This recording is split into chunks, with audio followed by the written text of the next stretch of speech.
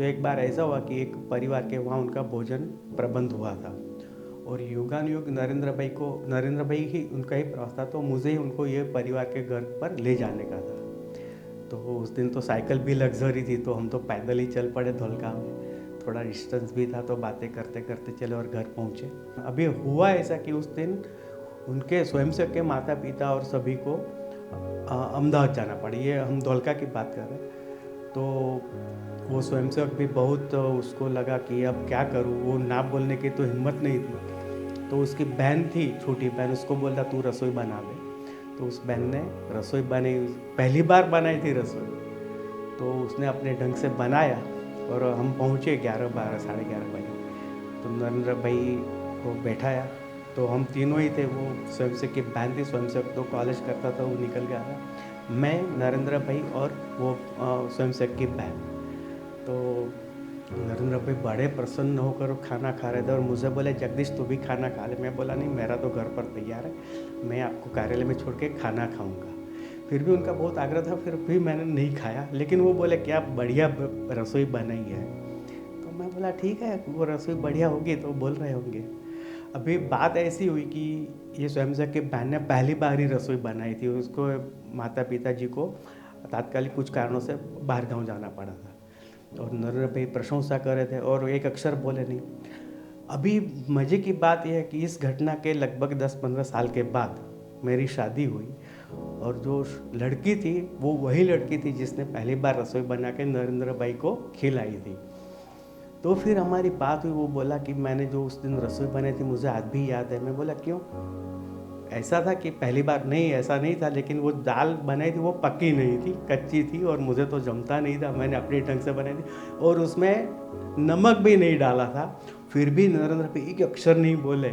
तो आज भी हम दोनों ये प्रसंग याद करके बहुत हंसते हैं। और नरेंद्र भाई एक अक्षर नहीं बोले, इतना आनंद से खाया जैसे क्या स्वादिष्ट मिष्टान्न खा रहे हो।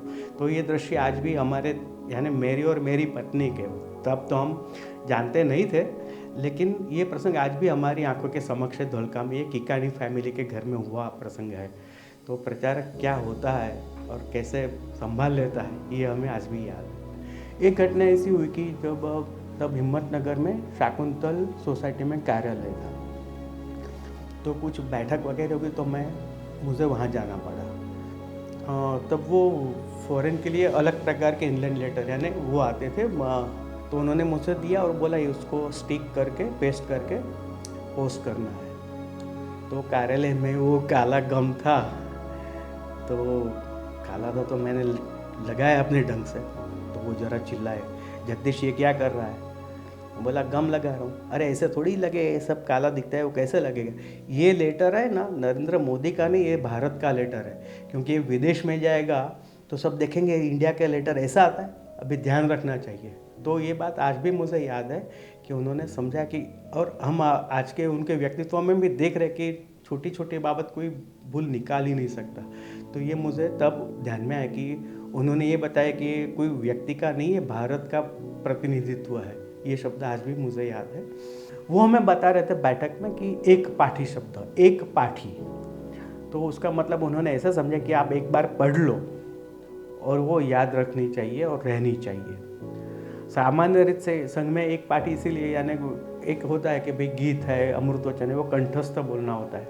लेकिन क्या होता है, वो स्वयंसेवक याद नहीं रहता तो कागज़ में लेके आता है, तो वो अच्छा नहीं लगता है। तो इसीलिए वो बोल रहे थे कि एक पाठी होना चाहिए।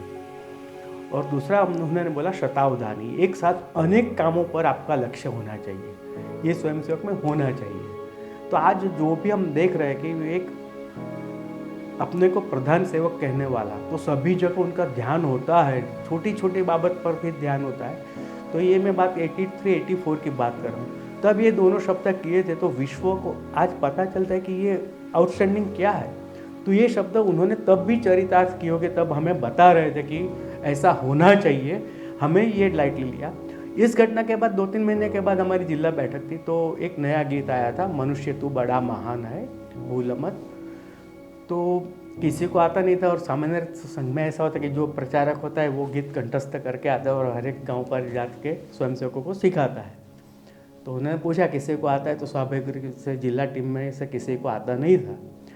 तो वो एक पार्टी का प्रैक्टिकल मैंने तब देखा कि उन्होंने, जनरली क्या नया गीत होता है तो सभी को पहली बार तो वो देखना पड़ता है क्योंकि 4-5 दिन लग जाते हैं कंठस्थ होने के लिए। तो ये बैठक धंधुका में हुई थी, 84-85 की बात है। तो उन्होंने कंठस्थ ये गीत उनका भी था और हमें भी कंठस्थ करवाया। तो एक पाठी जो उन्होंने बताया था कुछ साल महीने पहले, तो वो मैंने वो प्रैक्टिकल देखा। तो ये आदर्श रहता है कि भाई एक बार पढ़ा और याद रहे, तो आज वो भी याद रखते हैं, शतावधानी भी है। तो मुझे ये रूट्स तब भी यानी अभी याद आता है कि ये 2 शब्द मैंने उनके द्वारा सुने। तो बात ऐसी हुई कि तब इमरजेंसी थी 75 में, और अब वो भूगर्भ में थे। तो सरदार जी का पहना यानी पगड़ी वगैरह, दाढ़ी वगैरह थी, गॉगल्स पहने। तो मेरे पिताजी का तो उनसे पहले ही संबंध था, लेकिन वो पहचान नहीं सके। फिर पता चला कि नर बातचीत भी। तो उन्होंने हमें घर आके बताया कि आज शांता काकी, हम शांता काकी और विद्या काकी बोलते थे, कि उनके घर ये मिले। सुब्रमण्यम स्वामी जी भी वहाँ थे, लेकिन वो किसी को यानी पहचान ही नहीं सकेंगे, ऐसे ही बैठे थे।